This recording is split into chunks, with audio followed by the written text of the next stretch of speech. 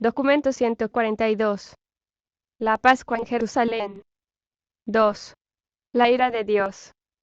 Se encontraba en Jerusalén para asistir a las festividades de la Pascua un tal Jacobo, rico mercader judío proveniente de Creta, que fue a ver a Andrés con la solicitud de reunirse con Jesús en privado. Andrés arregló ese encuentro secreto con Jesús en la casa de Flavio para la tarde del día siguiente.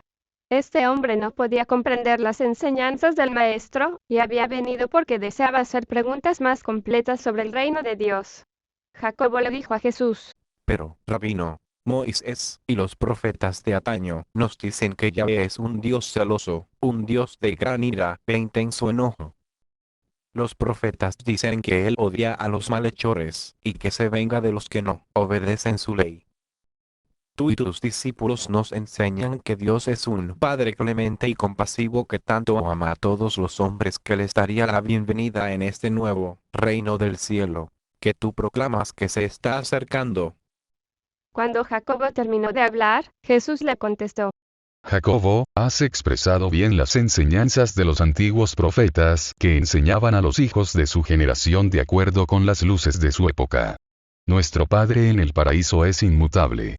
Pero el concepto de su naturaleza se ha ampliado y ha crecido desde los días de Moisés a través de los tiempos de Amós y aún hasta la generación del profeta Isaías. Ahora pues he venido yo en la carne para revelar el Padre en nueva gloria y para mostrar su amor y misericordia para con todos los hombres de todos los mundos. A medida que el Evangelio de este reino se derrame sobre el mundo con su mensaje de felicidad y buena voluntad para todos los hombres, se irán desarrollando mejores relaciones entre las familias de todas las naciones. A medida que pase el tiempo, los padres y sus hijos se amarán más, y así surgirá una mayor comprensión del amor del Padre en el cielo por sus hijos en la tierra. Recuerda, Jacobo, que un padre verdadero y bueno no solo ama a su familia en su totalidad como una familia, sino que también ama verdaderamente y cuida afectuosamente de cada miembro individual de la familia. Después de una larga conversación sobre el carácter del Padre Celestial, Jesús pasó para decir: Tú, Jacobo, padre de muchos como tú eres, bien conoces la verdad de mis palabras. Y Jacobo dijo: Pero maestro, ¿quién te dijo que soy padre de 6 hijos? ¿Cómo es que tú sabías esto sobre mí? Y respondió el Maestro: Basta con decir que el Padre y el Hijo conocen todas las cosas, porque en verdad lo ven todo. Como tú amas a tus hijos como Padre sobre la tierra, así debes ahora aceptar la realidad del amor del Padre Celestial hacia ti, no solo hacia todos los hijos de Abraham, sino hacia ti, tu alma individual. Siguió diciendo Jesús: Cuando tus hijos son muy pequeños e inmaduros, y cuando tú debes castigarlos, es posible que piensen que su padre está enojado y lleno de ira y resentimiento. Su inmadurez no consigue penetrar más allá del castigo para discernir el afecto previsor y correctivo del padre. Pero cuando estos mismos hijos se vuelven hombres y mujeres adultos, ¿no es acaso una locura para ellos mantener estos conceptos previos y erróneos sobre su padre? Como hombres y mujeres ya deberían discernir el amor de su Padre en estos castigos tempranos. ¿Acaso no debería la humanidad, a medida que pasan los siglos, llegar a una mejor comprensión de la verdadera naturaleza y carácter amante del Padre en el cielo? ¿Qué habéis ganado de las generaciones sucesivas de esclarecimiento espiritual si persistís en ver a Dios tal como lo veían Moisés y los profetas? Te digo, Jacobo, que bajo la luz brillante de este momento deberías ver al Padre como ninguno de los que han venido antes pudo jamás contemplarle. Y al verlo así, deberías regocijarte de entrar al reino en el que gobierna tan misericordioso Padre, y deberías tratar de que su voluntad de amor domine tu vida de ahora en adelante. Y Jacobo contestó: Rabino, yo deseo que me conduzcas al reino del Padre. 3. El concepto de Dios. Jesús reprochó suavemente a los 12, diciendo en substancia: ¿No conocéis acaso las tradiciones de Israel relacionadas con el crecimiento de la idea Yahvé, y sois acaso ignorantes de las enseñanzas de las Escrituras sobre la doctrina de Dios? Luego el Maestro procedió a instruir a los apóstoles sobre la evolución del concepto de la deidad a lo largo del curso del desarrollo del pueblo judío. Les llamó la atención sobre las siguientes fases del crecimiento de la idea de Dios. 1. Yahvé, el Dios de los clanes del Sinaí. Era este el concepto primitivo de la deidad, que Moisés exaltó al nivel más alto del Señor Dios de Israel.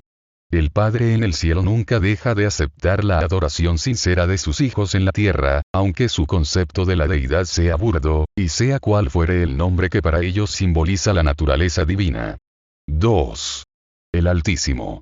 Este concepto del Padre en el cielo fue proclamado por Melquisedec a Abraham y fue llevado muy lejos desde Salem por los que subsiguientemente creyeron en esta idea ampliada y expandida de la deidad.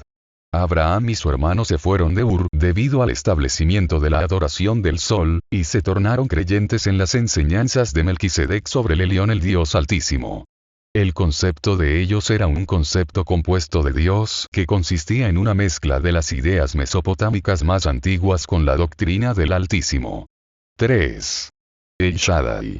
Durante estos tiempos primitivos muchos de los hebreos adoraban el Shaddai, el concepto egipcio del Dios del cielo, que habían aprendido durante su cautiverio en la tierra del Nilo. Mucho tiempo después de la época de Melquisedec, estos tres conceptos de Dios se unieron para formar la doctrina de la deidad creadora, el Señor Dios de Israel. 4. Elohim. Las enseñanzas de la Trinidad paradisíaca han persistido desde los tiempos de Adán. ¿Recordáis cómo las escrituras comienzan declarando que en el principio los dioses crearon los cielos y la tierra? Esto indica que cuando se registró esto, el concepto de la Trinidad, de los tres dioses en uno, había encontrado lugar en la religión de nuestros antepasados. 5. El Yahvé Supremo.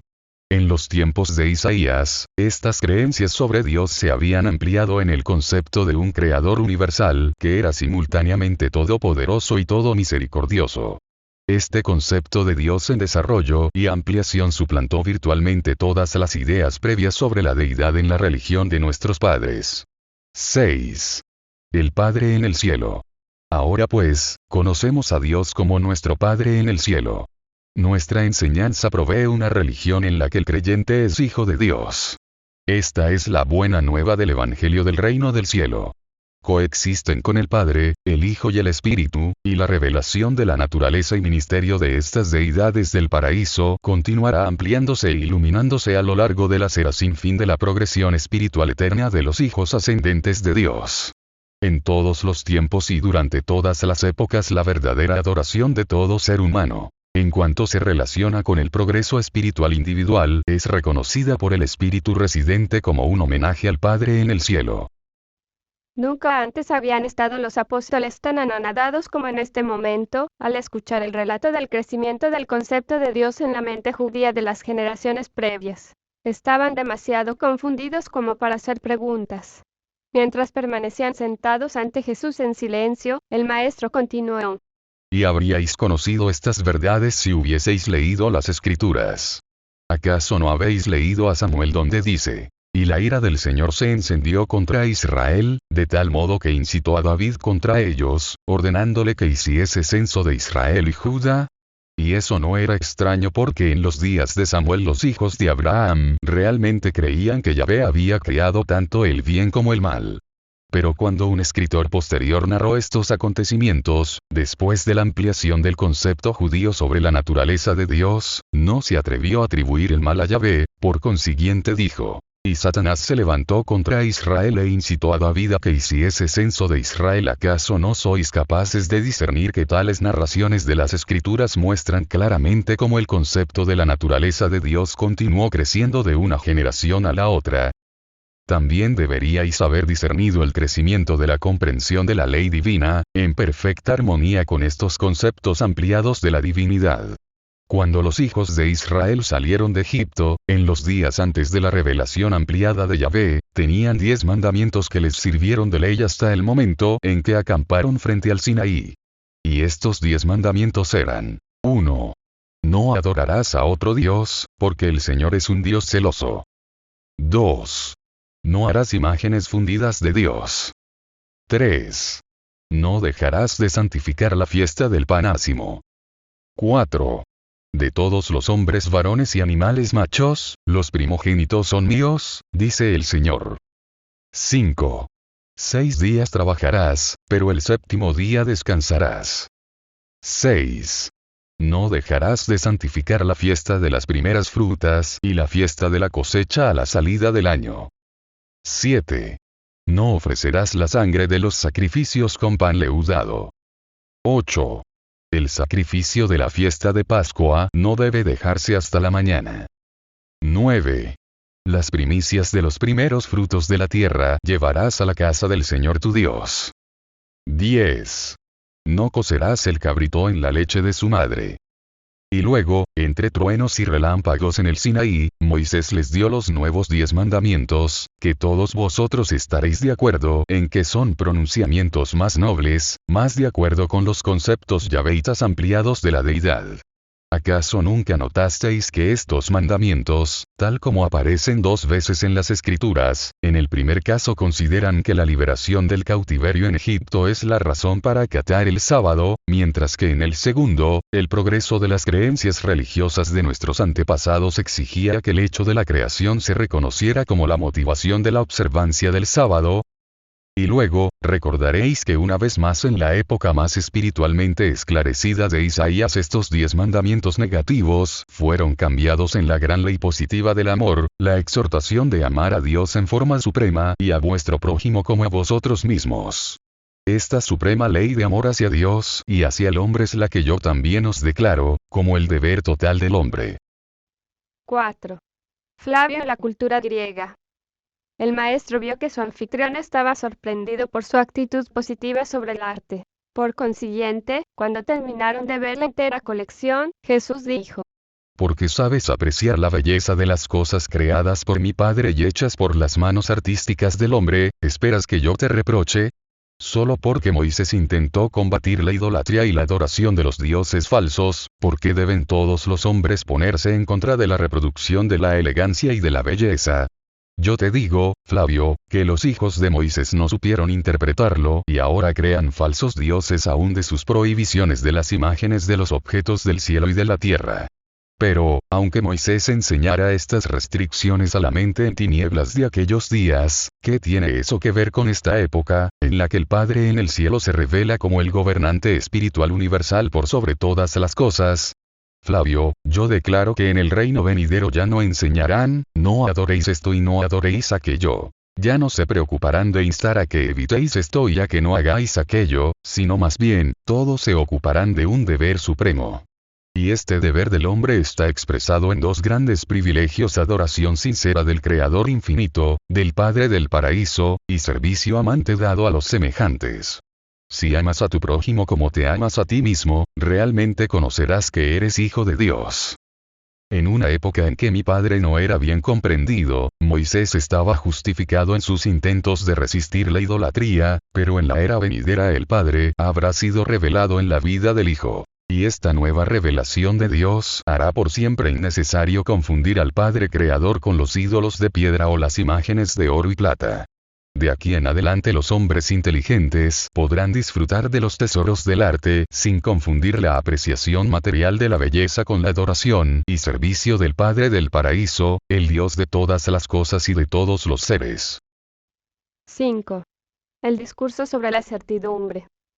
Uno de los grandes sermones que predicó Jesús en el templo durante esa semana de Pascua fue en respuesta a una pregunta de uno de los oyentes, un hombre de Damasco. Este preguntó a Jesús: Pero, Rabino, ¿cómo sabremos con certidumbre que tú has sido enviado por Dios, y que nosotros podremos en verdad entrar en este reino que tú y tus discípulos declaran venidero? Y Jesús respondió: En cuanto a mi mensaje y a las enseñanzas de mis discípulos, debéis juzgarlos por sus frutos. Si os proclamamos las verdades del Espíritu, el Espíritu atestiguará en vuestro corazón que nuestro mensaje es genuino.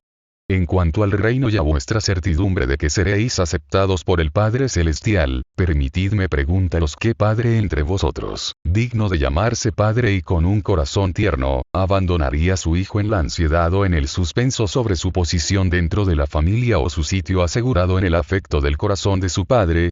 ¿Acaso vosotros, padres terrestres, disfrutáis torturando a vuestros hijos con incertidumbres sobre el lugar de amor que ocupan en vuestro corazón paterno humano? Tampoco abandona vuestro Padre en el cielo a sus hijos de fe del Espíritu en la incertidumbre de no saber cuál es su posición en el reino. Si recibís a Dios como vuestro Padre, de verdad y de veras seréis hijos de Dios. Y si sois hijos, os encontraréis seguros en vuestra posición en todo cuanto se refiere a la filiación eterna y divina. Si creéis mis palabras, creéis de este modo en aquel que me envió. Y creyendo así en el Padre os habéis asegurado vuestro estado en la ciudadanía celestial. Si hacéis la voluntad del Padre en el cielo, no dejaréis jamás de alcanzar la vida eterna de progreso en el reino divino. El Espíritu Supremo será testigo con vuestro espíritu de que sois realmente hijos de Dios. Y si sois hijos de Dios, habéis nacido del Espíritu de Dios. Y el que haya nacido del Espíritu, tiene dentro de sí el poder de sobreponerse a toda duda, y esta es la victoria que se sobrepone a toda incertidumbre, aun vuestra fe. Dijo el profeta Isaías hablando de estos tiempos. Cuando el Espíritu se derrame sobre nosotros desde lo alto, entonces la labor de la rectitud significará paz, reposo, y seguridad para siempre. Para todos aquellos que crean verdaderamente en este Evangelio, yo seré la garantía de su recepción en la misericordia eterna y en la vida perdurable del reino de mi Padre. Así pues vosotros que oís de este mensaje y creéis en este Evangelio del reino sois hijos de Dios, y tenéis vida para siempre. Y la prueba para todo el mundo de que habéis nacido del Espíritu está en que vosotros os amáis sinceramente los unos a los otros. 6. El encuentro con Nicodemo. Al ser presentado por Flavio, dijo Nicodemo: Rabino, sabemos que eres un maestro enviado por Dios, porque ningún mero hombre podría enseñar así a menos que Dios estuviese con él. Y estoy deseoso de conocer más de tus enseñanzas sobre el reino venidero.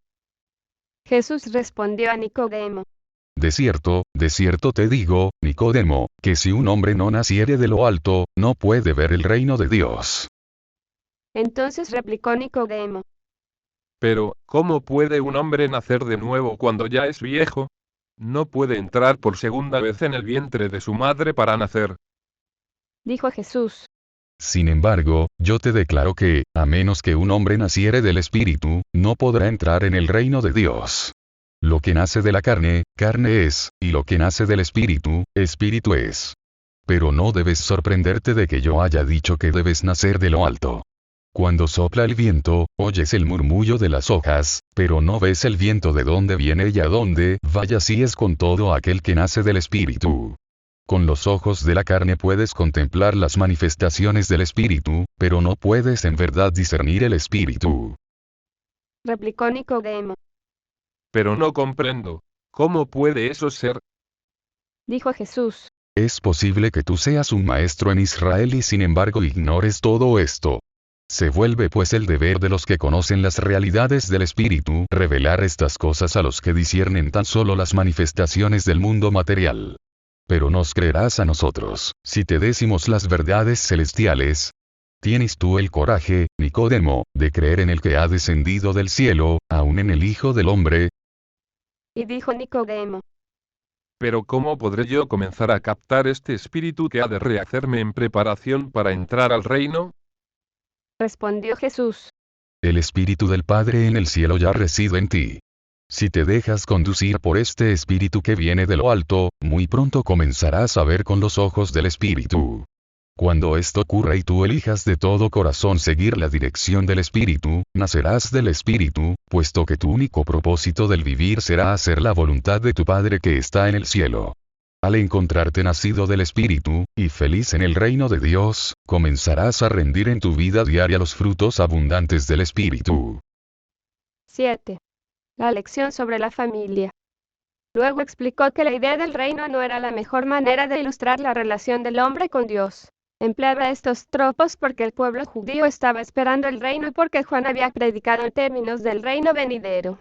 Dijo Jesús: Los pueblos de otra era comprenderán mejor el Evangelio del reino cuando se lo presente en términos que expresen la relación familiar. Cuando el hombre comprenda la religión como la enseñanza de la paternidad de Dios y de la hermandad de los hombres, la filiación con Dios.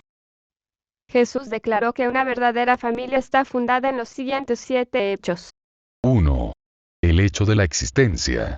Las relaciones discernibles en la naturaleza y los fenómenos del parecido entre los mortales están vinculados a la familia. Los niños heredan ciertos rasgos de los padres. Los hijos se originan de los padres. La existencia de la personalidad depende del acto de los padres. La relación del padre y el hijo es inherente en toda la naturaleza y llena todas las existencias vivientes. 2.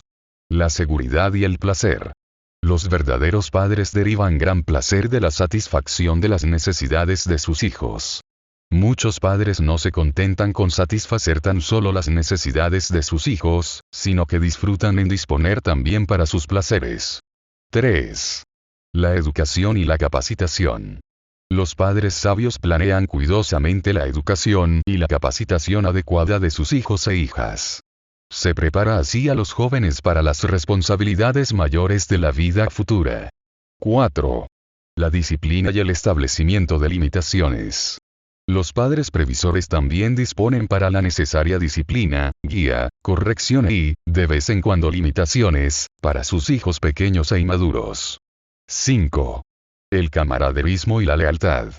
El padre afectuoso mantiene una relación íntima y amante con sus hijos. Está siempre dispuesto a escuchar sus solicitudes. Está dispuesto a compartir sus penas y ayudarlos en sus dificultades. El padre está supremamente interesado en el bienestar progresivo de su progenie. 6. El amor y la misericordia. Un padre compasivo perdona libremente. Los padres no alimentan recuerdos vengativos contra sus hijos. Los padres no son como los jueces, los enemigos o los acreedores. Las familias verdaderas están construidas sobre los cimientos de la tolerancia, la paciencia y el perdón. 7. Las disposiciones para el futuro. Los padres temporales desean dejar una herencia para sus hijos. La familia continúa de una generación a otra. La muerte solo acaba con una generación para marcar el comienzo de la siguiente. La muerte termina una vida individual pero no necesariamente la familia. El maestro habló durante horas de la aplicación de estas características de la vida familiar a las relaciones del hombre, el hijo terrestre, con Dios, el Padre del paraíso. Esta fue su conclusión.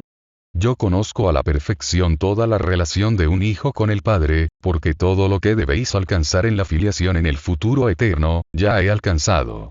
El Hijo del Hombre está preparado para ascender a la diestra del Padre, de modo que en mí está el camino, ahora abierto aún más, para que todos vosotros veáis a Dios y cuando hayáis completado la progresión gloriosa, os tornéis perfectos así como vuestro Padre en el cielo es perfecto.